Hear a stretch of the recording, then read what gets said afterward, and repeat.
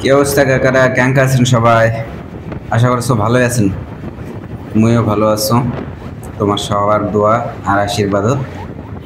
তো দেশের বিভিন্ন জায়গাতে এখন এক্সপ্রেসওয়ে তৈরি হয়ে গেছে, কিংবা কিছু কিছু রাস্তাতে এক্সপ্রেসওয়ে তৈরি হচ্ছে, কাজ চলমান।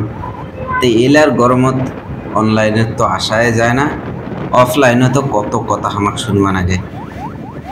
তো আমারও মনে হয় হারা যারা উত্তরবঙ্গবাসী আছি, আমারও ইচ্ছা জাগে যে কোন দিন হারা বুক ফুলে কমো, কোন দিন চিকরে চিকরে কমো যে আমারও একটা এক্সপ্রেসওয়ে আছে।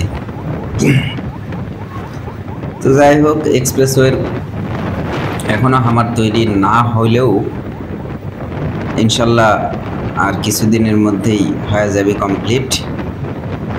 তো যারা এই রোডে এর আগে আছেন তারা অবশ্যই কওয়া পারবেন যে চান্দ্রা থেকে কিংবা গাজীপুর থেকে আর কি টাঙ্গাইলের এলাঙ্গা পর্যন্ত অলরেডি 6 লেনের কাজ কমপ্লিট হয়ে গেছে বহুত দিন আগে। এখন টাঙ্গাইলের এলাঙ্গা থেকে যমুনা সেতু হায়াদা একেবারে রংপুর পর্যন্ত পুরো রাস্তা 6 লেন, মানে একটা এক্সপ্রেসওয়ে হয়ে যাবে। তো এটার কাজ বহুদিন ধরেই চলমান। যারা এই রোড আছেন তারা কওয়া পারবেন, যারা আসেন নাই তামার্তনে মোর ভিডিওটা, যারা আছেন তামার্তনে মোর ভিডিওটা দেখো। রাস্তা প্রায় 90% কমপ্লিট বলাই যায়, অনেক জায়গার কাজ বাকি আছে। এই কাজগুলো হয়তো আগামী বছর খানেকের মধ্যেই কমপ্লিট হয়ে যাবে। যারা ভাঙ্গা ওভারপাস নিয়েও অনেক গর্ব করেন, এই ভাঙ্গা গোলচত্বরের মতো আমারও এটা একটা গোলচত্বর হবি সামনে সিরাজগঞ্জ রোডত। যাই করে আমি আরেকদিন দেখাম, এখনও কাজ কেবল চলমান। এই দেখ ওভারপাসগুলো দেখো, যে একটা ওভারপাস ক্রস করনো এঙ্কা এই রোডত অনেক অনেক ওভারপাস তৈরি হয়ে গেছে। কয়েকটা মাত্র ওভারপাসের কাজ এখনো বাকি আছে, ম্যাক্সিমামটাই তৈরি হয়ে গেছে। আর রোড ডিভাইডারগুলো কিছু কিছু জায়গাত কমপ্লিট হয়েছে, কিছু কিছু জায়গাত কমপ্লিট হয় নাই এখনো।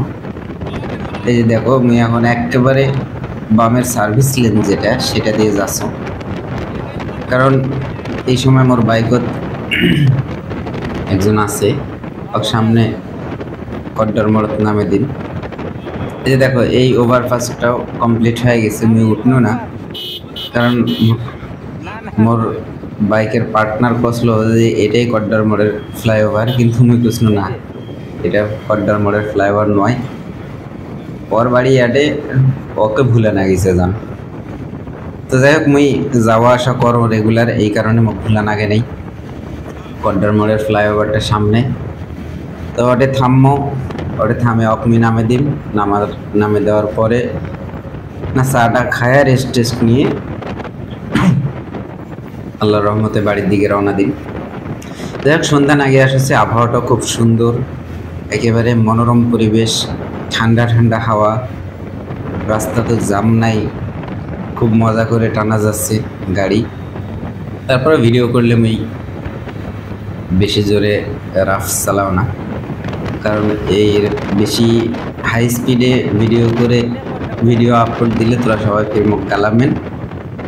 এই কারণে যখন এনা একলাই থাকো, ফ্রি থাকো, রাস্তা ফ্রি থাকে, তখন এনা জোরে টানো। এছাড়া মোটামুটি নিয়ন্ত্রিত গতিতে আমি বাইক চালাও। যাই হোক, মোর বাইকত যারা উঠেছেন তারা অবশ্যই জাজ করবা পারবি যে আমি অতটা রাফ ড্রাইভার নয় কিংবা রাফ রাইডার নয়। এই দেখ, কড্ডার মোড়ের ফ্লাইওভারটা ফুল কমপ্লিট হয়ে গেছে। আমি যদি এটা না থামানো হয় তাহলে উপর দিয়ে চলে গেল হয়। তো এখন এই যে কড্ডার মোড়ের ফ্লাইওভারের নিচ দিয়ে যাচ্ছ, কারণ ওকে নামে দিব আর সামনে চা খামো। তো আজকের এই ভিডিওটা এই পর্যন্তই। ভিডিওটা ভালো লাগলে অবশ্যই শেয়ার করে দেবেন আর ফলো করবেন। ইউটিউব চ্যানেল সাবস্ক্রাইব করবেন, সাথে থাকবেন লিঙ্কে পরবর্তীতে আরও ভালো ভালো ভিডিও পাওয়ার জন্য। সবাই ভালো থাকবেন, সুস্থ থাকবেন। আল্লাহ হাফেজ।